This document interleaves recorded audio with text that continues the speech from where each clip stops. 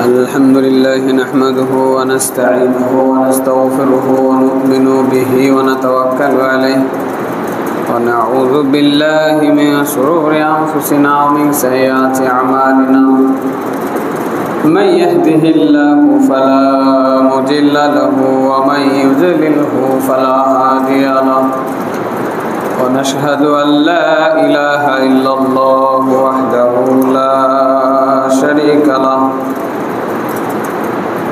ونشهد أن محمدا عبده ورسوله أما بعد فإن خير الحديث كتاب الله وخير الهدى هدى محمد صلى الله عليه وسلم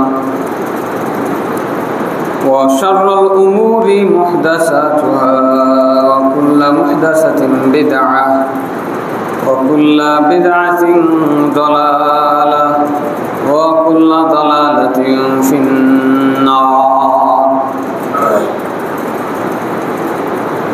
فقد قال الله تعالى في كلامه المجيد بعد أعوذ بالله من الشيطان الرجيم يا أيها الذين آمنوا اتقوا الله حق تقاته ولا تموتن إلا وأنتم مسلمون يا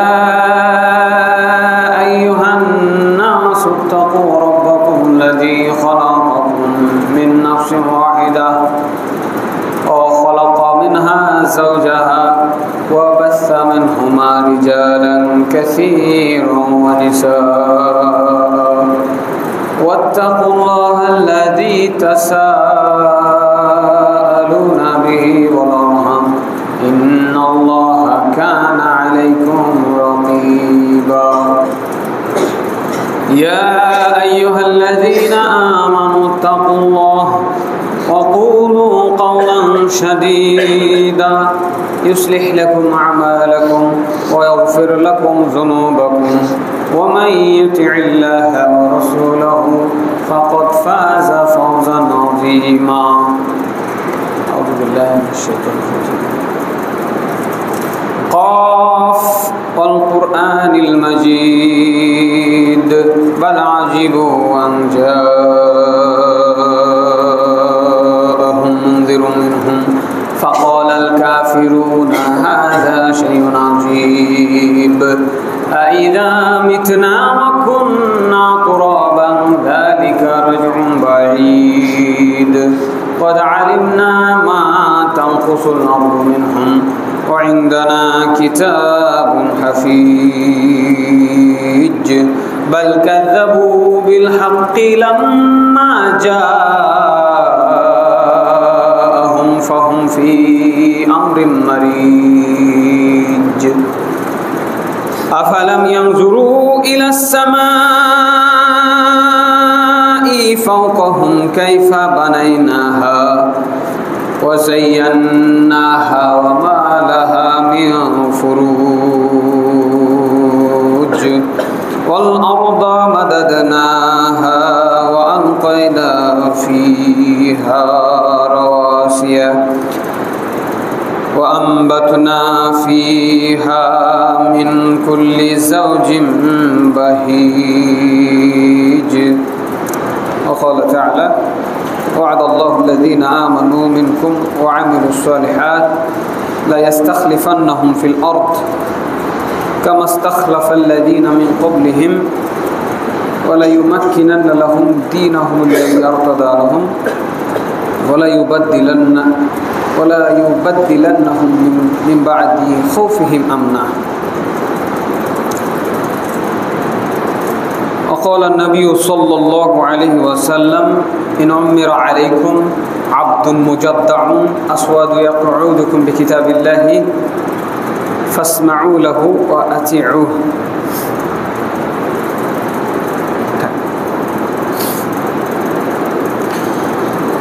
যাবতীয় হামদ সানা আল্লাহ রাব্বুল আলামিনের জন্য যার অশেষ মেহেরবানিতে সুস্থ তবিয়তে সুস্থ মস্তিষ্কে আল্লাহ রাব্বুল আলামিনের ইবাদতের জায়গা তার ঘর মসজিদের মধ্যে আমরা সমবেত হতে পেরেছি। এই জন্য সবাই শুকরিয়া তান বলি আলহামদুলিল্লাহ। যাবতীয় দুরুদ ও সালাম বর্ষিত হোক আমাদের সকলের মুক্তির দিশারি প্রিয় নবী, শেষ নবী মুহাম্মদ রাসূলুল্লাহ সবাই বলি সাল্লাল্লাহু আলাইহি ওয়াসাল্লাম। আজকে জুমার খুতবায় একটি সমসাময়িক বিষয় নিয়ে আলোচনা করব ইনশাআল্লাহ। যে বিষয়টি আসলে বর্তমানে বাংলাদেশের প্রেক্ষাপটে অতীব জরুরি গুরুত্বপূর্ণ একটি বিষয়, সেটি হচ্ছে ইসলামিক খেলাফত ও নেতৃত্ব নির্বাচন ব্যবস্থা। কারণ আপনারা জানেন, খুব অল্প সময়ের গণ অভ্যুত্থানের মাধ্যমে বাংলাদেশের সরকার পতন হয়েছে এবং জনগণ নতুন একটি বাংলাদেশের সূচনা করেছে। এই মুহূর্তে বাংলাদেশের জনগণ ঠিক কোন দিকে যাচ্ছে বা কোন দিকে যাবে, কোন দিকে যাওয়া উচিত, এ নিয়ে আমাদের সবার মনেই নানা রকম গঞ্জনা। তো প্রথমে আল্লাহ রাব্বুল আলামিনের কাছে দোয়া করে দিই, আল্লাহ যেন আমাদের এই দেশের জনগণকে তার বিধান অনুযায়ী পথ চলার তৌফিক দান করেন, আল্লাহুম্মা আমিন। তার নাজিলকৃত বিধানের প্রতি আত্মসমর্পণ করার এবং সেই অনুযায়ী দেশ গঠন এবং পরিচালনা করার তৌফিক দান করেন, আল্লাহুম্মা আমিন। প্রতিটি মুসলিম হিসেবে আমাদের ইমানি দায়িত্ব হচ্ছে এই দোয়া করা এবং এই কামনা, এই বাসনাটা অন্তরে রাখা। অন্যথায় আল্লাহর বিধানের বিপরীতে ভিন্ন কোনো বিধানের প্রতি মহাব্বত রাখার দরুন আমাদের ইমান, আমাদের কলব থেকে ইমান হারিয়ে যাবে, আমরা মুনাফিকের কাতারে আমাদের নাম লিপিবদ্ধ করা হতে পারে। আল্লাহ রাব্বুল আলামিন আমাদেরকে মুনাফিক হয়ে মৃত্যুবরণ করার এই ফিতনা থেকে হেফাজত করেন, আল্লাহুম্মা আমিন। তো অনেক জ্ঞান গর্ব একটি বিষয়, অনেকের মাথার উপর দিয়ে যাইতে পারে, যারা পরে আসবেন তারা হয়তো অনেক কিছুই নাও বুঝতে পারেন। তো চেষ্টা করব সবাই যাতে সহজভাবে বিষয়টা বুঝতে পারেন, সেই জন্য যতটুকু সহজ উত্থাপন করা যায়। এরপরেও সবার কাছে আমার অনুরোধ থাকবে মনোযোগ দিয়ে একাগ্র চিত্তে কথাগুলো শোনার এবং বোঝার চেষ্টা করার। তো নেতৃত্ব একটা মানবীয় প্রকৃতি। মানুষকে আল্লাহ রাব্বুল আলামিন যে ফিতরাত দিয়ে সৃষ্টি করেছেন, সেই ফিতরাতের বদৌলতে আল্লাহর দেওয়া নিয়ম অনুযায়ী প্রত্যেকটা মানুষ হয় নেতৃত্ব দিবে আর না হয় নেতৃত্বের অধীনে আনুগত্যশীল হয়ে জীবনযাপন করবে। এর মধ্যে আর তৃতীয় কোনো অবস্থান মানব সভ্যতার জন্য নাই। হয় আপনি নেতা হবেন, দিয়ে কিছু মানুষকে পরিচালিত করবেন, আর না হয় আপনি নেতৃত্বের অধীনে একজন আনুগত্যশীল হয়ে নেতার আদেশ মেনে জীবনযাপন করবেন। এটি সকল সমাজ ব্যবস্থায় একই নিয়ম। এবং সারা পৃথিবী জুড়ে প্রায় 200-র মতো দেশ আছে, এর মধ্যে 57টা মুসলিম সংখ্যাগরিষ্ঠ দেশ আর 28টি দেশের রাষ্ট্রধর্ম ইসলাম। আল্লাহু আকবার, 28টি দেশের রাষ্ট্রধর্ম ইসলাম। তাদের প্রত্যেকের কাছে কোরআন আছে, হাদিস আছে, কিন্তু এরা কোরআন হাদিসে যে নেতৃত্ব আনুগত্যের বিধানগুলো রয়েছে, খেলাফতের বিধান রয়েছে, রাষ্ট্র গঠন, রাষ্ট্র পরিচালনার বিধান রয়েছে, এগুলো যেন তারা দেখেও না দেখার ভান করছেন। দেশে বিদ্যাপীঠ অনেক আছে, ইসলাম শিক্ষার বিদ্যাপীঠ আছে, বড় বড় মাদ্রাসা আছে, কওমি মাদ্রাসা আছে, আলিয়া মাদ্রাসা আছে। এছাড়াও এদেশে বহির্বিশ্ব থেকে বড় বড় বিশ্ববিদ্যালয়, ইসলামী বিশ্ববিদ্যালয় থেকে পড়ে আসা বহু আলেম ওলামা আছেন। এরপরেও এই বিধানগুলো যেন বইয়ের পাতায় থাকার জন্য এসেছে, এই বিধানগুলো জনসাধারণের সামনে বলার মতো মানুষ আমাদের সমাজে খুবই কম। আমরা যারা সাধারণ মানুষ, যারা মাদ্রাসায় পড়ি না, তারা জেনারেলি কোরআন হাদিস নিয়ে চর্চা করার সময় আমাদের হয় না। এটাও আমাদের এই অজ্ঞতার একটি বড় কারণ। আমরা যখন পড়ালেখা করেছি তখন যে জেনারেল শিক্ষা ব্যবস্থায় যে ইসলাম শিক্ষা বইটি ছিল, সেটিও মূলত ইসলাম শিক্ষার নামে একটি প্রহসন ছিল মাত্র, যেখানে সিলেবাস ছিল অত্যন্ত শর্টকাট এবং না পড়েও পাশ করা যাইত। যার কারণে অন্যান্য বিষয়গুলো যতটা গুরুত্বের সাথে পড়া হয়, ইসলাম শিক্ষা বইটা অতটা গুরুত্বের সাথে শেখানো হয়তো না। স্টুডেন্টরা জানে যে একবার আখলাকে হামিমা পড়লে তো আরেকবার আখলাকে জামিমা পড়ে, একবার আবু বকর রাদিয়াল্লাহু আনহুর জীবনী পড়বে তো আরেকবার একবার ওমর রাদিয়াল্লাহু আনহুর জীবনী পড়বে। কাজে এই যে গদবাঁধা সিলেবাসের মধ্যেই তারা ইসলাম শিক্ষা, এবং পরবর্তীতে এই বইয়ের নাম করা হয়েছে ইসলাম ও নৈতিক শিক্ষা। হ্যাঁ, কেন? ইসলাম শিক্ষাই হলো নৈতিক শিক্ষা, অতএব আলাদা করে নৈতিক শিক্ষা বলার কোনো প্রয়োজন ছিল না। তো এই যে এগুলো হচ্ছে ইসলামকে পেছনে ফেলে দেওয়ার একটি বড় মাধ্যম, যে কারণে সাধারণ জনগণও এই বিষয়গুলো জানে না। কাজেই আমাদের সবারই আসলে স্পেশালি ইসলামের যে নেতৃত্ব নির্বাচন ব্যবস্থা রয়েছে সেই সম্পর্কে আমাদের জানা উচিত। আল্লাহ রাব্বুল আলামিন দার্থহীন ভাষায় বলেছেন, আতিউল্লাহ ওয়া আতিউর রাসূলা ওয়া উলিল আমরি মিনকুম, তোমরা আল্লাহকে মেনে চলবে, আল্লাহ রাসূলকে মেনে চলবে, এবং তোমাদের মধ্যে যারা নেতৃত্বস্থানীয় ব্যক্তি আছে তাদের মেনে চলবে। অর্থাৎ এই নেতৃত্বের বিধান আল্লাহ রাব্বুল আলামিন কোরআনের মধ্যে দিয়েছেন। এই নেতৃত্ব মানতে হবে, এটি আল্লাহর আদেশ। এছাড়াও তিনি বলছেন, রাসূল সাল্লাল্লাহু আলাইহি ওয়াসাল্লামের মুখে নিঃসৃত বাণী, আলাইকুমুল জামাআ ওয়া ইয়াকুমুল ফুরকা, তোমাদের জন্য সংঘবদ্ধ থাকা বাধ্যতামূলক।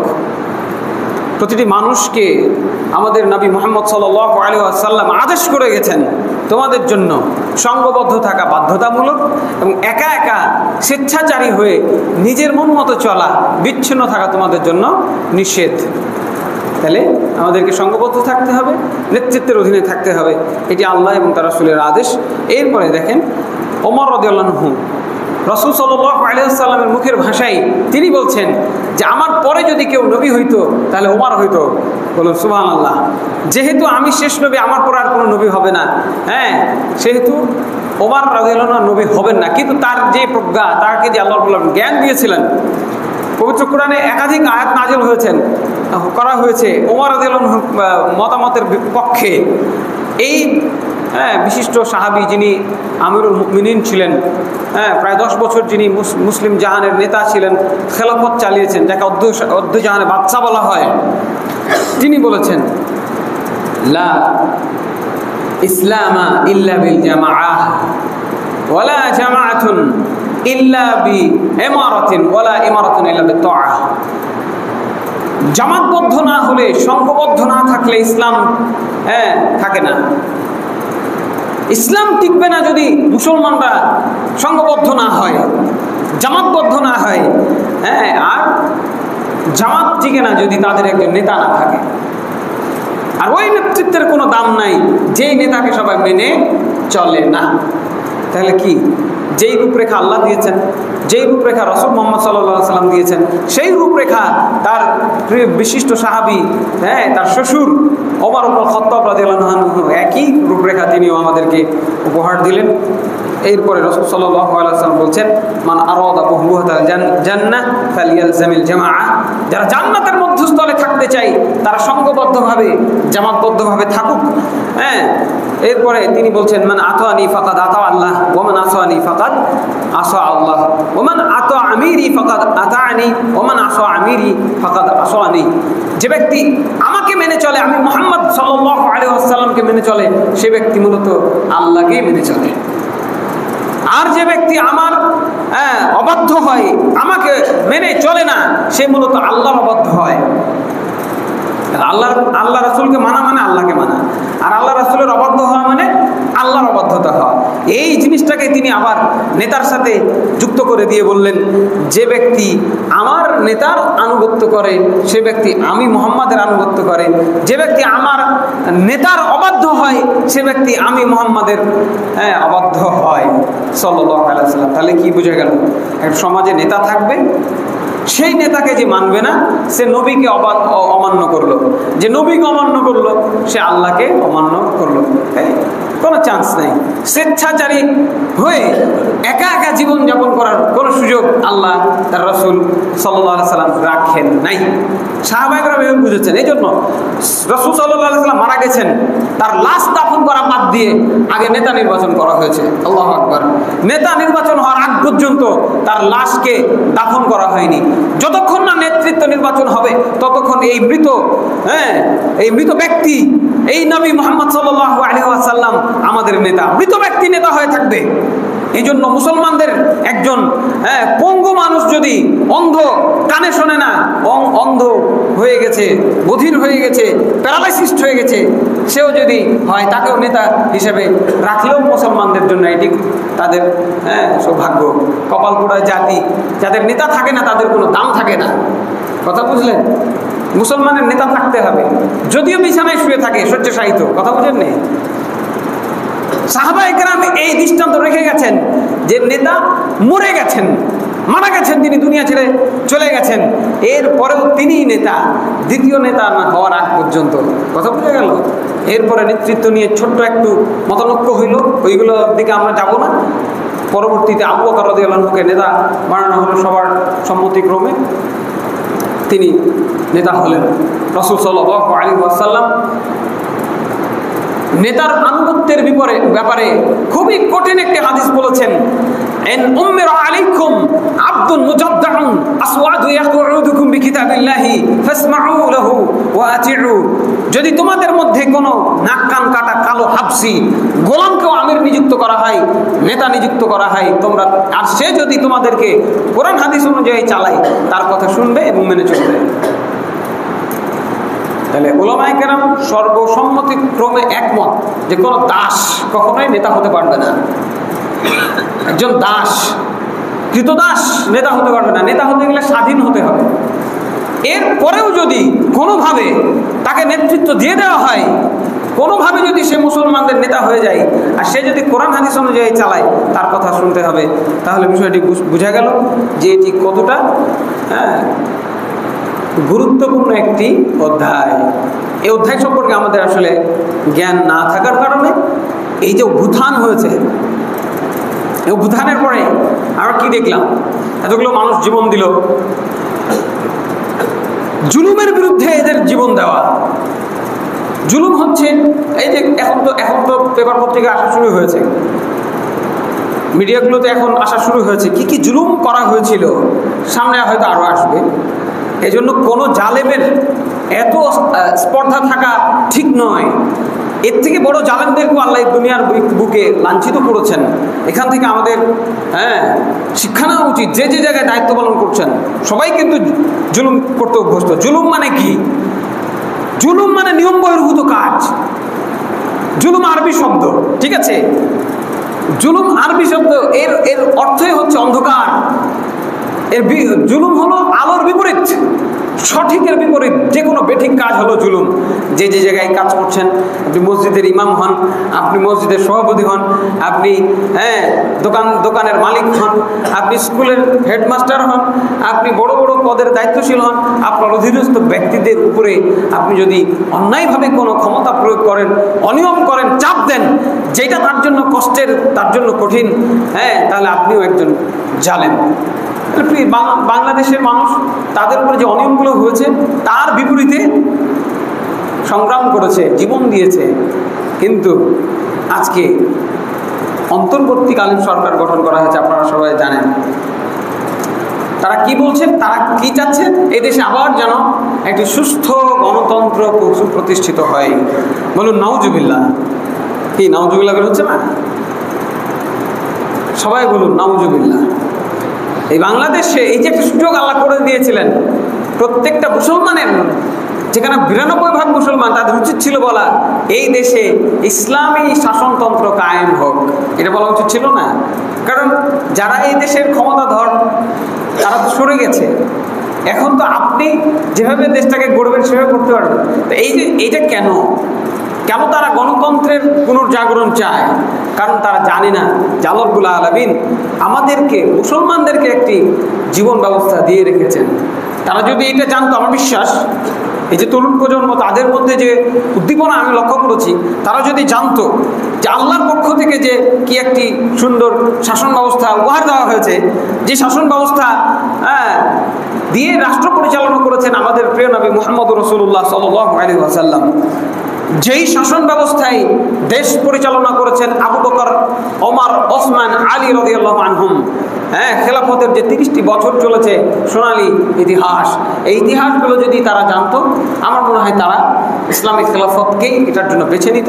কারণ ইসলামিক খেলাফতই হচ্ছে এই পৃথিবীর বুকে একমাত্র জীবন ব্যবস্থা যা মানুষের মধ্যে ন্যায় বিচার প্রতিষ্ঠা করতে সক্ষম। এর বাইরে কোনো তন্ত্রমন্ত্র এই পৃথিবীতে শান্তি স্থাপন করতে সক্ষম নয়। এটি আমরা পৃথিবীর ইতিহাস ইতিহাস থেকে দেখতে পায়।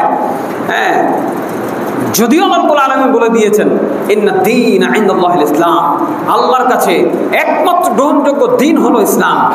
তার মানে কি, জীবনের যে কোনো ক্ষেত্রে, প্রতিটি ক্ষেত্রে ইসলামিক বিধান পালন করতে হবে, এটি আল্লাহর পক্ষ থেকে নির্ধারণ। ঠিক আছে, এর বাইরে ভিন্ন কোনো পথ মত আল্লাহ তাআলা গ্রহণ করবেন না। ফালা ইউকবালু মিনহু, আল্লাহ বলেছেন, কোরআনের মধ্যে বলে দিয়েছেন, এটা আল্লাহ গ্রহণই করবেন না। কাজেই ফিরে আসতে হবে আপনাকে আমাকে অবশ্যই ইসলামিক খেলাফতের মধ্যে। ইসলামিক খেলাফত বলতে কি বুঝায়? খেলাফত অর্থ প্রতিনিধি। আমরা সবাই প্রতিনিধি। আল্লাহ তাআলা বলছেন ফেরেশতাদেরকে ডাক দিয়ে, ইন্নী জাইলুন ফিল আরদি খলিফা, এই পৃথিবীতে আমি খলিফা নিযুক্ত করতে চাচ্ছি। আমরা পৃথিবীর সকল মানুষ এই পৃথিবীর খলিফা, আমরা এখানে দায়িত্বশীল। সারা জীবন থাকতে আসি নাই। এই দেশ আমি সারা জীবন শাসন করতে পারবো না, আমার মৃত্যু আছে। কথা বুঝলেন? হ্যাঁ, আমাকে এখানে খলিফা হিসেবে পাঠানো হয়েছে। কার খলিফা? আমি আল্লাহর খলিফা। আমি আল্লাহর জমিনে আল্লাহর দ্বীনকে বাস্তবায়ন করবো, এই জন্য আল্লাহ আমাকে খলিফা হিসেবে পাঠিয়েছেন। ঠিক আছে, যদিও ফেরেশতাগণ বিষয়টাতে একটু ভিন্ন মত বলেন বা ভিন্ন চিন্তা বলেন, তারা আল্লাহর সামনে পেশ করেছিলেন, আতাজআলু ফিহা মা ইউফসিদু ফিহা ওয়া ইউসফিকু দিমা, আপনি কি পৃথিবীতে এমন কিছু সৃষ্টি করতে যাচ্ছেন যারা ধ্বংসলীলা চালাবে, রক্তপাত করবে। তো যাই হোক, আমরা মানুষ, আল্লাহর যে সৃষ্টি কৌশল এগুলো আমরা বুঝতে পারি না, বিধায় আমরা এই ধরনের মারামারি হানাহানিতে লিপ্ত হই। ইসলামিক খেলাফতে যে ব্যাপক অর্থ সেটি হলো আল্লাহর দাসত্বের অধীনে সকল মানুষের ন্যায্য অধিকার প্রতিষ্ঠাকারী শাসন ব্যবস্থাকে ইসলামিক খেলাফত বলা হয়।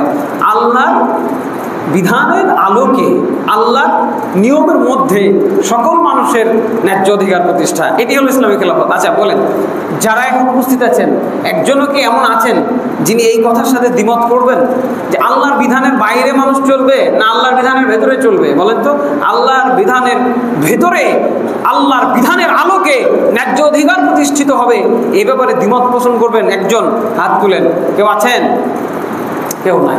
সবাই আমরা চাই আল্লাহর বিধান অনুযায়ী দেশটা পরিচালিত হোক। হ্যাঁ, তারপরে রাসূল সাল্লাল্লাহু আলাইহি সাল্লাম খোলাফায়ে রাশিদিনের অর্থাৎ আবু বকর, ওমর, ওসমান, আলী রাদিয়াল্লাহু আনহুর যে রেখে যাওয়া শাসন নীতি ছিল, সেই শাসন নীতির প্রতিনিধিত্বকারী একটি শাসন ব্যবস্থা হলো ইসলামী খেলাফত। খেলাফত কথাটাকে এমনভাবে ব্যঙ্গ করা হয়েছে, এমনভাবে বিরূপভাবে তুলে ধরা হয়েছে, পশ্চিমা গণতান্ত্রিক যে শাসন ব্যবস্থা, পশ্চিমা মিডিয়াগুলো খেলাফত শব্দটাকেই মানে প্রশ্নবিদ্ধ করে রেখেছে। খেলাফত মানে মনে করে যে জঙ্গিবাদ, খেলাফত মানে মনে করা হয় যে দেশটা আফগানিস্তান হয়ে যাবে, খেলাফত মানে মনে করা হয় যে দেশটা তালেবানে হয়ে যাবে। এই যে এগুলোকে নেগেটিভ কথা বলা হয়, নেগেটিভ, কিন্তু এটা হচ্ছে পজিটিভ রূপ। যে খেলাফত চালিয়েছেন রাসূল মুহাম্মদ সাল্লাল্লাহু আলাইহি সাল্লাম, তার প্রতিনিধি হিসেবে আজকে যিনি খেলাফত চালাবেন তার প্রতিনিধি হিসেবে তিনি গণ্য হবেন। আল্লাহু আকবার। কে আছেন যিনি আল্লাহ রাসূলের প্রতিনিধি হওয়াকে অপছন্দ করবেন? ঈমান থাকবে ভাই? ঈমান থাকবে না। হ্যাঁ, তো এটার লক্ষ্য কি? এই খেলাফতের একমাত্র লক্ষ্য হচ্ছে সৃষ্টিকর্তা আল্লাহর বিধান অনুযায়ী সৃষ্টিকে পরিচালনা করা ও তার মাধ্যমে আল্লাহর সন্তুষ্টি অর্জন করা। আর এই খেলাফতের উদ্দেশ্য থাকবে খেলাফতের সর্বোচ্চ সামাজিক ও অর্থনৈতিক ন্যায় বিচার প্রতিষ্ঠিত করা। এটা কি? এই খেলাফত সম্পর্কে আল্লাহ রাব্বুল আলামিন কি বলছেন? তিনি বলছেন, ওয়া'দাল্লাহুল্লাযীনা আমানু মিনকুম ওয়া আমিলুস সালিহাত লা ইস্তাখলিফান্নাহুম ফিল আরদি কামা ইস্তাখলাফাল্লাযীনা মিন ক্বাবলিহিম। আল্লাহ ওয়াদা করেছেন। আল্লাহু আকবার। আল্লাহ সুবহানাহু ওয়া তাআলা কখনো ওয়াদা ভঙ্গ করেন না, তিনি ওয়াদা করছেন যারা ঈমান আনবে তোমাদেরকে এবং যারা ভালো কাজ করবে, দুইটা শর্ত দিয়েছেন। ফার্স্ট টাইম ঈমানদার হইতে হবে, এরপর নেক আমলকারী হইতে হবে। এই জনগোষ্ঠীকে আল্লাহ ওয়াদা দিয়েছেন লা ইস্তাখলিফান্নাহুম ফিল আরদি, পৃথিবীতে তিনি তাদেরকে খেলাফত দিবেন। যেভাবে এর আগে খেলাফত দেওয়া হয়েছিল। কাকে খেলাফত দেওয়া হয়েছিল? দাউদ আলাইহিস সালামকে খেলাফত দেওয়া হয়েছিল, সুলাইমান আলাইহিস সালামকে খেলাফত দেওয়া হয়েছিল। একইভাবে যারা এই পৃথিবীতে ঈমানদার হিসেবে, নেক আমলকারী হিসেবে বসবাস করছে, তাদেরকেও আল্লাহ তাআলা ওয়াদা দিলেন যে তাদেরকে খেলাফত দেওয়া হবে। এবং এই খেলাফত আল্লাহ রাব্বুল আলামিন তার ওয়াদা পূরণ করেছেন নবী মুহাম্মদুর রাসূলুল্লাহ সাল্লাল্লাহু আলাইহি ওয়াসাল্লামকে খেলাফত দানের মাধ্যমে। বলুন আলহামদুলিল্লাহ। আল্লাহ তার ওয়াদা বরখেলাপ করেন নাই। বহু কষ্টের পরে, বহু নির্যাতন সহ্য করার পরে নবী মুহাম্মদ সাল্লাল্লাহু আলাইহি ওয়াসাল্লামকে তিনি খেলাফত দিয়েছেন। তিনি এই বিশ্ব ব্রহ্মাণ্ডের মানুষগুলোকে শাসন করে গেছেন। আজকে আমরা যে খেলাফত হারিয়েছি ইহুদি খ্রিস্টানদের চক্রান্তে, আমরা খেলাফত হারিয়ে এখন কোথায় গেছি? সমাজতন্ত্র, গণতন্ত্র, সাম্যবাদ, পুঁজিবাদ, এইগুলোর কাছে আমরা গিয়ে এখন ধর্ণা দিচ্ছি, এগুলোর কাছে গিয়ে আমরা শান্তি খুঁজছি। কিন্তু আল্লাহর প্রতিশ্রুত যে জীবন ব্যবস্থা সেটি কি বললেন? লা ইস্তাখলিফান্নাহুম ফিল আরদ, পৃথিবীতে আমি তাদেরকে খেলাফত দিব। খেলাফত হচ্ছে আল্লাহর মনোনীত জীবন ব্যবস্থা। এরপরে তিনি কি বলছেন? ওয়ালা ইউমাক্কিনান্না লাহুম দীনাহুম আল্লাযী আরতাদা লাহুম, তিনি অবশ্যই সুদৃঢ় করবেন তাদের জন্য তাদের দিনকে, যা তিনি তাদের জন্য মনোনীত করেছেন। লিল্লাহি তাকবীর, আল্লাহু আকবার বলে জোশ নিলেন, আন্দোলন করলেন, জালেমের পতন ঘটালেন। দিন শেষে আবার ইসলাম বিরোধী শাসন ব্যবস্থার কাছে গিয়ে মাথা নত করে ফেললেন। ইসলামের কোনো কথা বলার মতো কারো সাহস কপালে জুটছে না, সৌভাগ্য হচ্ছে না। কিন্তু আল্লাহ বলছেন এই মনোনীত দিন, যেটি আল্লাহ বলেছেন যে আল্লাহর কাছে একমাত্র গ্রহণযোগ্য দিন হলো ইসলাম, এই দিন ইসলামকে তোমাদের জন্য বাছাই করে আমি খুশি হয়ে গেলাম। এই বাছাইকৃত মনোনীত দিনকে আল্লাহ সুদৃঢ় করবেন, আল্লাহ কথা দিয়েছেন। আমরা সেদিকে গেলাম না, আমরা ঘুরে আবার কোথায় চলে গেলাম? ইসলাম বহির্ভূত নিয়ম কানুনের কাছে চলে গেলাম। এরপরে তিনি বলছেন ওয়ালা ইউবাদদিনান্না লাহুম ওয়ালা ইউবাদদিলান্নাহুম মিন বা'দি খাউফিহিম আমনা, এই যে ভয়ের মধ্যে তারা এতকাল জীবন যাপন করেছে, রাসূল সাল্লাল্লাহু আলাইহি সাল্লাম পর্যন্ত প্রাণ ভয় পেতেন, কে জানি কখন রাতের বেলা এসে হত্যা করে ফেলে। সাহাবায়ে কেরাম ভয়ের মধ্যে জীবন যাপন করেছেন, রাতের বেলা তাদের উঠিয়ে নিয়ে যাওয়া হতো, হত্যা করা হতো। এই যে ভয়, এই ভয়ের পরে অবশ্যই আল্লাহ বলছেন তাদেরকে আমি একটা নিরাপত্তা আমি তাদেরকে দান করব। আল্লাহু আকবার, সেই নিরাপত্তা আল্লাহ দিয়েছেন না? এমন নিরাপত্তা দিয়েছিলেন নবী মুহাম্মদ সাল্লাল্লাহু আলাইহি সাল্লাম যখন ক্ষমতায় আসলেন, এত নিরাপদ হলো পৃথিবীবাসী, দোকান লাগায় নামাজ পড়তে যাওয়ার প্রয়োজন হইতো না। কথা বুঝেছেন? দোকান খুলে নামাজ পড়তে যাইতো। একটা মহিলা একা একা রাস্তা দিয়ে চলে যেত, তার বডিগার্ড লাগতো না। এখন কি হয়? খবরের কাগজগুলো খুললে ধর্ষণ আর ধর্ষণ, কিডন্যাপ আর কিডন্যাপ, হচ্ছে না? এই যে নিরাপদ নগরীতে আল্লাহ রাব্বুল আলামিন পরিণত করেছিলেন, আজও যদি মুসলমান ইসলামকে গ্রহণ করে তাহলে কি মনে করছেন? জালেমের পতন হইল, আপনার দেশ নিরাপদ হয়ে গেছে এটা মনে করছেন? এটি কখনোই মনে করবেন না, এই ধোঁকায় কখনো থাকবেন না। দেশের নিরাপত্তা শুধুমাত্র আল্লাহ রাব্বুল আলামিন নাজিল করলেই তখন এই দেশ নিরাপদ হবে। আপনি 40 বছর আগে কাউকে মেরেছিলেন, 40 বছর পরে এসে সে আপনাকে মারলো, আবার আপনি তাকে মারলেন আজকে, আপনি আবার তার প্রতিশোধ নেবেন, আবার তারা প্রতিশোধ নেবে। এই প্রতিশোধ পরায়ণতা থেকে এই ভূখণ্ড কোনোদিনও শান্তি লাভ করতে পারবে না, শুধু রক্তপাত আর রক্তপাত হইতে থাকবে। ঠিক আছে, কাজে এই প্রতিশোধ পরায়ণতা বাদ দিয়ে অতীতে যা হয়ে গেছে সেগুলো ভুলে গিয়ে এই জুলুমের পরিণাম থেকে, আমাদের ভয়ানক পরিণাম থেকে আমাদের শিক্ষা গ্রহণ করে আগামীতে এই দেশটাকে সুন্দর করে ইসলামের খেলাফতের আদলে গঠন করার জন্য প্রতিজ্ঞাবদ্ধ হতে হবে। তাহলে আল্লাহ রাব্বুল আলামিন আমাদেরকে শান্তি দিবেন। তিনি আরও দায়িত্ব দিয়েছেন, ইয়াবুদুনানি লা ইশরিকুনা বি শাইআ। খেলাফত পাইতে গেলে, শান্তি পাইতে গেলে, নিরাপত্তা পাইতে গেলে কিছু দায়িত্ব পালন করতে হবে, যেটি আল্লাহ রাব্বুল আলামিন সূরা নূরের 55 থেকে 56 নম্বর আয়াতের মধ্যে উল্লেখ করেছেন, যেগুলো আমি এখন বলছি। সময় কম, শর্টকাটে বলছি। 1 নম্বর কথা হলো কি? আমার ইবাদত করতে হবে, কোনো শিরিক করা যাবে না, শিরিক করা যাবে না। কথা বুঝা গেল? এই চুপচাপ বসে যাও। আল্লাহর চাওয়াই হচ্ছে মানুষ শিরিক থেকে বেঁচে থাকুক। খুন, গুম, চাকরিচ্যুত করা, হত্যা করা এবং মানুষকে নির্যাতন করা, বৈষম্য তৈরি করা, এগুলোকে আমরা জুলুম মনে করেছিলাম এবং এই জন্য আমরা বৈষম্য বিরোধী আন্দোলন করেছি জুলুমের বিপক্ষে। কিন্তু সব থেকে বড় জুলুম যেটি, সেটির কথা হয়তো আমরা ভুলে আছি, যেটির কথা আল্লাহ স্মরণ করা দিচ্ছেন, সেটি কি? ইন্না শিরকা লাযুলমান আযীম। সব থেকে বড় জুলুম হলো শিরক করা। যে আল্লাহ আপনাকে সৃষ্টি করলেন, সে আল্লাহর ইবাদত বাদ দিয়ে যদি আপনি অন্য কারো ইবাদত করেন, এটি হলো সব থেকে বড় জুলুম, সব থেকে বড় অন্যায়। এরপরে তিনি বলছেন ওমান কাফারা বা'দা যালিকা ফাউলাইকা হুমুল ফাসিকুন। যদি এর পরেও মানুষ মুখ ফিরায় নেয়, কুফরি করে, অস্বীকার করে, অস্বীকৃতি জানায়, আল্লাহর মনোনীত খেলাফতকে বাদ দিয়ে ভিন্ন চিন্তার দিকে যায়, তাহলে আল্লাহ রাব্বুল আলামিন কি বলে? তাদেরকে ফাসেক বলে অভিহিত করলেন এবং বললেন যে এরাই হলো ফাসেক সম্প্রদায়। এরপরে তিনি বললেন ওয়াকিমুস সালাত ওয়া আতাউজ যাকাত, সালাত কায়েম করবে এবং যাকাত প্রদান করবে, এগুলো আল্লাহর দেওয়া দায়িত্ব। সালাত কায়েম করতে বলা হয়েছে, আপনি এখন বিজয় উল্লাস করছেন গান বাজনা দিয়ে, হইল? আপনাকে আল্লাহ মুক্তি দিলেন, আপনি বিজয় উল্লাস করছেন কিভাবে? আল্লাহ কি শিখাইলেন? ওয়াকিমুস সালাত ওয়া আতাউজ যাকাত, আপনি বিজয় উল্লাস করছেন গান বাজায়, যে গান বাজনা ইসলাম হারাম করেছে, তো এটা হইল না, হইল? এরপরে তিনি বলছেন ওয়াতিউর রাসূলা লাআল্লাকুম তুরহামুন, এবং আল্লাহ রাসূলের পদাঙ্ক অনুসরণ করবে, তাহলে তোমরা দয়াপ্রাপ্ত হবে। তাহলে ইসলামী খেলাফত পাইতে গেলে যে দায়িত্বগুলোর কথা আল্লাহ রাব্বুল আলামিন আমাদেরকে বললেন, আমাদের সর্বাগ্রে সে ব্যাপারে সচেতন হতে হবে। আল্লাহ রাব্বুল আলামিন আমাদেরকে সচেতন হওয়ার তৌফিক দান করেন, আল্লাহুম্মা আমিন। ইসলামী খেলাফত কেন দরকার?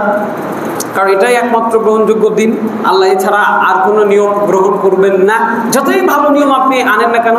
ওয়ামান ইয়াবতাগি গায়রাল ইসলামি দীনান ফালা ইউকবালা মিনহু, আল্লাহ রাব্বুল আলামিন বলেছেন, কেউ যদি খুঁজতেও যায়, খুঁজে দেখি তো খেলাফতে এই সেই মিলাইতে পারছি না, এই দেশের সাথে এই বিশ্বের সাথে তাল মিলিয়ে চলার জন্য খেলাফত দিয়ে মনে হচ্ছে হবে না, আপনার কাছে মনে হইতে পারে, কারণ আপনার মন তো শয়তানে পরিচালনা করে, কথা বলছেন নাই? এটা মনে হচ্ছে যে ইসলাম দিয়ে চলবে না, তো নতুন কিছু যদি কেউ খুঁজতে যায় ফালা ইউকবালা মিনহু, তার থেকে সেটা গ্রহণ করা হবে না, আল্লাহ রাব্বুল আলামিন বলছেন। আর দ্বিতীয় যে বিষয়টি বলবো, এটি আল্লাহর দেওয়া প্রতিশ্রুতি। খেলাফত আল্লাহর দেওয়া প্রতিশ্রুতি, কাজে আল্লাহর প্রতিশ্রুতির দিকে ধাবিত হয় একজন মুমিনের জন্য কর্তব্য। 3 নম্বর পয়েন্ট হচ্ছে ইসলামী খেলাফতে একমাত্র জনকল্যাণমূলক শাসন ব্যবস্থা, বাকি সবই হলো অভিনয়, কথা হচ্ছেন? জনগণের শাসন নামে যে গণতান্ত্রিক শাসন ব্যবস্থার কথা বলা হচ্ছে, সবাই গণহারে যে স্লোগানটা এখন দিচ্ছেন যে আমরা গণতন্ত্রের কোনো জাগরণ দেখতে চাই, কোনো প্রতিষ্ঠা করতে চাই, দেখেন, আচ্ছা আমি একটু শর্টকাটে আপনাদের একটু ক্যালকুলেশনটা বুঝাই, যে ধোঁকাবাজি, এটা যে ধোঁকাবাজি আমি একটু বুঝাই। একটা এলাকায়, একটা নির্বাচনী এলাকায় 10 জন আপনার ভোটে দাঁড়িয়েছে, ঠিক আছে? সবাই 10টা করে ভোট পেয়েছে, 8 জন 80টা ভোট পাইল, আর একজন পেয়েছে 11টা, একজন পেয়েছে 9টা। 100টা ভোটে 11টা যে ভোট পেয়েছে সে কি ক্ষমতায় আসলো না? নেতা হিসেবে তাকে নির্বাচন করা হচ্ছে না? 11 জনের মতের ভিত্তিতে 89 জন মানুষের মতের বিপরীতে নেতৃত্ব নির্বাচন হলো। কোথায় অধিকাংশ জনগণের মতামত আপনি গ্রহণ করলেন? এটা ধোঁকাবাজি না? 11 জন মানুষ যাকে চাই আপনি তাকে নেতা বানালেন, 89 জন মানুষ যাকে চাই না আপনি তাকে নেতা বানালেন, এই ধোঁকাবাজি। এটাই বলা হয় অধিকাংশের রায় চূড়ান্ত। যদিও এই কথাটাও ইসলাম বিরোধী কথা। এই যে গণতান্ত্রিক শাসন ব্যবস্থা আমরা দেখতে পাচ্ছি বিশ্বব্যাপী, যেখানে 2টি কথা বলা হয় আল্লাহ বিরোধী কথা। নাম্বার 1, সকল ক্ষমতার উচ্চ জনগণ। শুনেছেন এই কথাটা? শুনেছেন? শুনেন নাই বোধহয়, না? সকল ক্ষমতার উচ্চ জনগণ বলা হয় না, এটি আল্লাহ বিরোধী কথা। কেন? আল্লাহ তাআলা কি বলছেন? কুলিল্লাহুম্মা মালিকাল মুলক, সকল ক্ষমতার উচ্চ হচ্ছেন আল্লাহ তাআলা, এটা বলে দাও তুমি। তুতিল মুলকা মান তাশা ওয়া তুযিল্লু মান তাশা, আল্লাহ যাকে ইচ্ছা তাকে ক্ষমতা দিয়ে থাকেন। তুইজ্জু মান তাশা ওয়া তুযিল্লু মান তাশা, যাকে ইচ্ছা তিনি সম্মানিত করেন, যাকে ইচ্ছা তিনি লাঞ্ছিত করেন। আজকে যাকে সম্মানিত করা হচ্ছে তাকে কে সম্মান দিয়েছেন? কোটি কোটি টাকার মালিক বলে তিনি সম্মানিত আজকে, এটি মনে করছেন? এইটাই তো, এই যে তার যে প্রশংসায় পঞ্চমুখ হচ্ছে জনগণ। তিনি কে? তিনি কোত্থেকে আসলেন? তিনি কত বড় মাপের ব্যক্তি? তার কত সম্মান! এই যে জল্পনা কল্পনা, এই জনগণ ভুলে গেছে। যেমন ভাবে মুসা আলাইহিস সালামকে জাতিশুদ্ধ উদ্ধার করার পরে ফিরাউনের কবল থেকে উদ্ধার হওয়ার পরে যেমন মুসা আলাইহিস সালামের জাতি আল্লাহকে ভুলে গেছিল, কিভাবে তারা কি বলছে যে আল্লাহ না ইলাহান কামা লাহুম আলিহা, তাদের যেমন গরুর বাছুর আছে, আমাদের একটা গরুর বাছুর রেডি করে দেন, আমরাও এই গরুর বাছুরের ইবাদত করব। লা হাওলা ওয়ালা কুওয়াতা ইল্লা বিল্লাহ। চোখের সামনে এই সমস্ত জালেম শাসককে ডুবিয়ে মারার পরে মুসা আলাইহিস সালামের উম্মত হতভাগা জাতি কি বললো? আমাদের একটা মূর্তি পূজা করার জন্য ব্যবস্থা করে দেন। নাউজুবিল্লাহ। ইজ্জত দিলেন আল্লাহ রাব্বুল আলামিন, সে আল্লাহর প্রশংসা বাদ দিয়ে গান বাদ্য আর বহু অনিসলামিক কার্যকলাপ দিয়ে মানুষের প্রশংসায় পঞ্চমুখ হয়ে সম্মানিত ব্যক্তিকে দিয়ে আপনি শাসন প্রতিষ্ঠা করতে চাচ্ছেন। হ্যাঁ, কোথায় এই শুকরিয়া আপনার কোথায় গেল? ক্ষমতা থেকে যিনি সরিয়েছেন তিনি আল্লাহ, যাকে ক্ষমতায় আনা হচ্ছেন, যিনি আনছেন তিনি আল্লাহ। কথা বুঝে গেল? হ্যাঁ, কাজেই আমাদেরকে বিষয়গুলো মাথায় রাখতে হবে। খেলাফত প্রতিষ্ঠা মুমিনের ইমানের দাবি। কেন আল্লাহ রাব্বুল আলামিন বলছেন ওয়ালা ইয়াজআলুল্লাহু লিল কাফিরিনা আলাল মুমিনিনা সাবিলা। জানি ভাই আপনি আমি খেলাফত কায়েম করতে পারবো না, কিন্তু আল্লাহ রাব্বুল আলামিন বলে দিয়েছেন নাছোড়বান্দা শব্দটা আল্লাহর জন্য চলবে না। তবুও বোঝার জন্য বলছি যে নাছোড়বান্দার মতো ভিন্ন কিছু আমি চাই না। লা ইয়াজআলুল্লাহু লিল কাফিরিনা আলাল মুমিনিনা সাবিলা। আল্লাহ বিরোধী কোনো শক্তিকে আল্লাহ মুমিনদের জন্য নির্ধারণ করেন নাই। মুমিনদেরকে পরিচালনা করবে শুধুমাত্র মুমিন ব্যক্তি। আল্লাহর বিধান দিয়ে মুসলমান পরিচালিত হবে, আল্লাহর বিধান দিয়ে মুসলমানকে পরিচালিত করতে হবে, এটাই আল্লাহ চান। এর বিপরীত কোনো নিয়ম আল্লাহ গ্রহণ করবেন না। এটা আল্লাহ তাআলা সূরা নিসা 141 নম্বর আয়াতে বলে রেখেছেন। সবার ইমানের দাবি থেকে বাসায় গিয়ে আজকে আয়াতটা খুলে পড়ে দেখবেন এবং হৃদয়ে ধারণ করবেন। না পারেন কিন্তু মনে মনে চাইবেন, আল্লাহ তুমি আমাদের উপরে এমন একজন শাসক দান করো যিনি আমাদেরকে খেলাফতের অধীনে ইসলামী নিয়ম কানুন দিয়ে পরিচালিত করবেন। আল্লাহ আমাদের কবুল করেন, আল্লাহুম্মা আমিন। হ্যাঁ, কুফরি আদর্শের অধীনে শাসিত হওয়ার অর্থই হলো কাফেরের অধীনে শাসিত হওয়া। কথা বলেন না?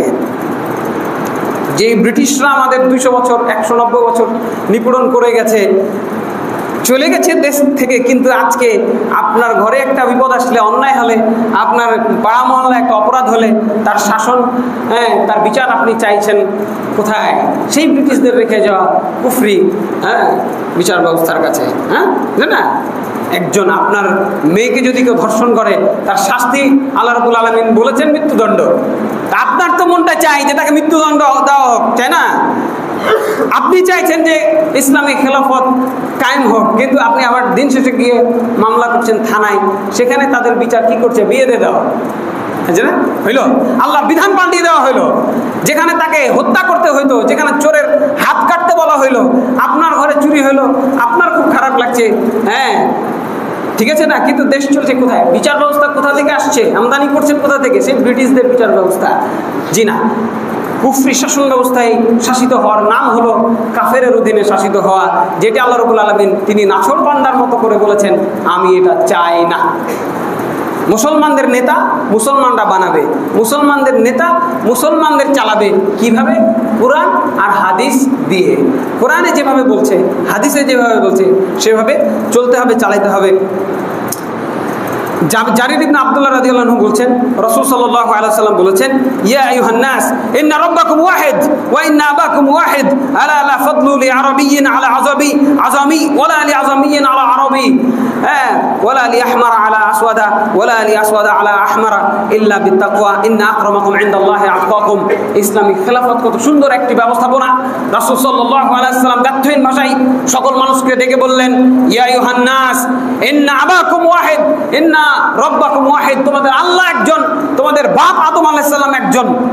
হ্যাঁ, তোমাদের ধনীর উপরে গরিবের, সাদার উপরে কালোর কোনো কর্তৃত্ব কৃতিত্ব নাই। আল্লাহর বিধানে সবাই কি সমান। এই যে দেখাইলাম না, গণতন্ত্রের নামে যে জনগণের রায় চূড়ান্ত বলা হইলো, জনগণ সকল ক্ষমতার উৎস বলা হইলো, এগুলো ভাওতাবাজি। অথচ এখানে কি সংখ্যালঘুদের শাসন চলছে, সংখ্যাধিক্য ব্যক্তির উপরে সংখ্যালঘুদের শাসন চলছে, ক্ষমতাসীনের শাসন বিশ্বব্যাপী চলছে। এখানে মানুষ সমান নয়, কিন্তু আল্লাহর বিধানে আল্লাহ রাসূল বলে গেলেন কারো উপরে কারো কর্তৃত্ব নাই, সবাই সমান, সব এক আদমের সন্তান। কথা বোঝা গেল?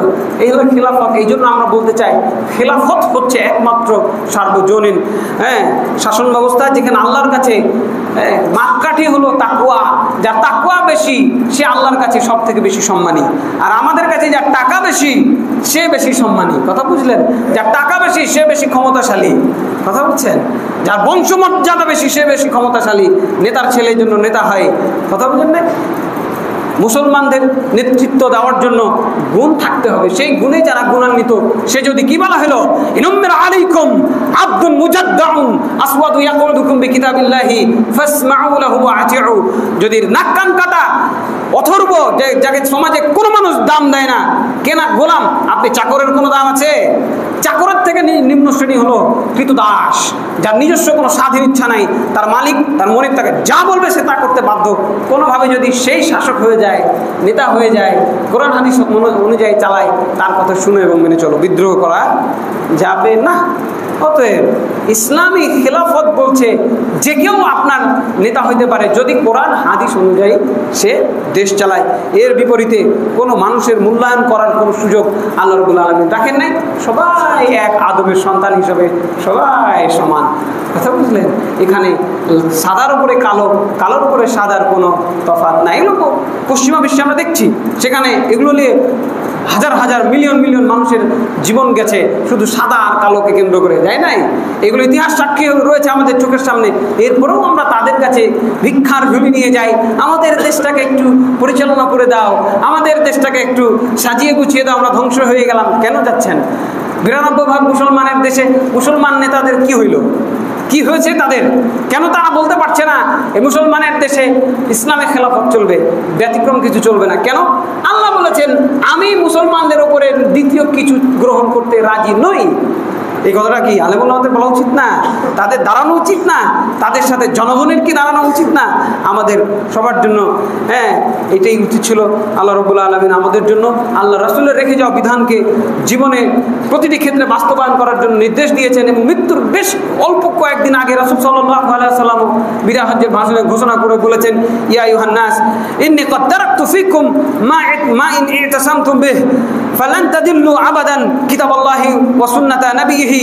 তোমাদের মাঝে আমি এমন দুটো জিনিস রেখে যাচ্ছি, যদি এই দুটাকে তোমরা ধরে রাখতে পারো কোশ্চেন কালে তোমরা পথ হারা হবে না, গোমরাহিতে চলে যাবে না। একটা হলো আল্লাহর কিতাব আর একটা হলো তার নবীর সুন্নাত। কথা বুঝলেন? আল্লাহ রাসূল কি ভোট ভাটালি করেছেন? এইভাবে জনগণকে কে নেতা হবে? একজন মুচি মাথরও ভোট দিল। হ্যাঁ, একজন মুচি মাথর সে কি জানে যে দেশের নেতা কে হবে, কে ভালো হবে? সে তো জানে না। ইসলামের নিয়ম হইল নেতার ছেলে নেতা হবে।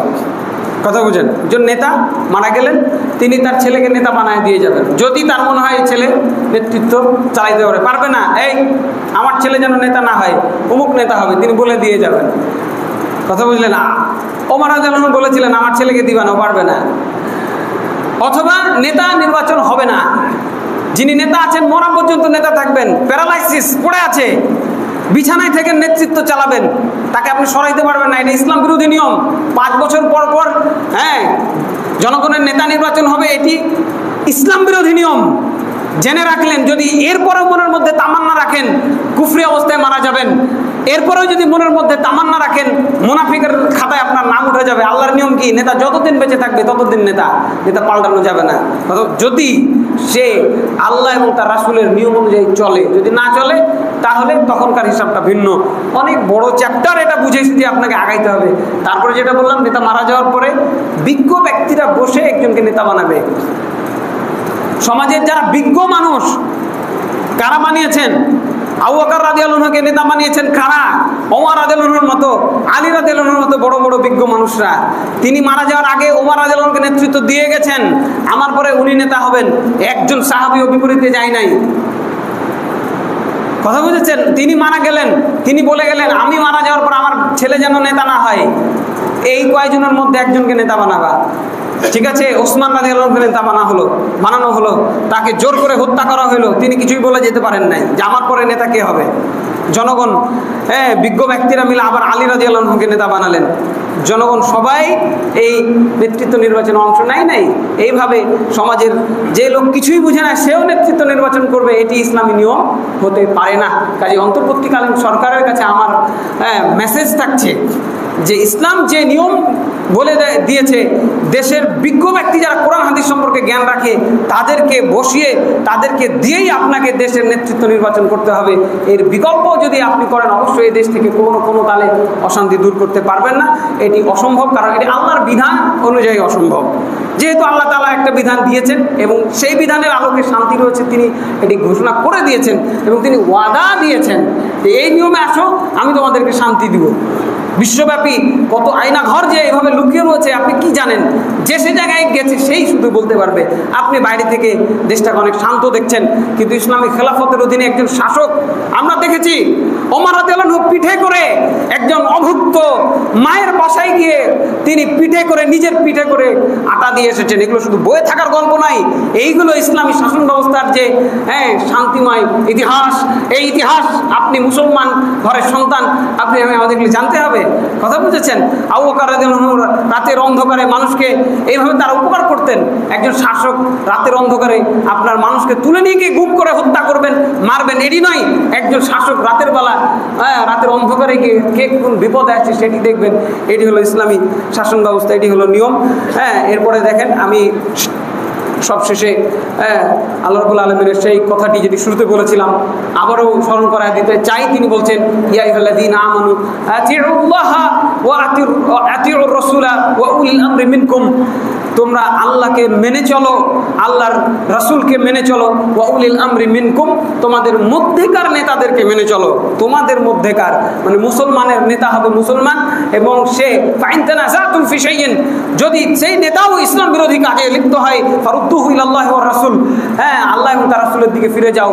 ওই নেতার পক্ষে থাকার, ওই নেতৃত্বের, ওই শাসকের পক্ষে থাকার কোনো সুযোগ আল্লাহ রাখে নাই। আল্লাহ এবং আল্লাহ রাসূলের দিকেই আমাকে আপনাকে যাইতে হবে।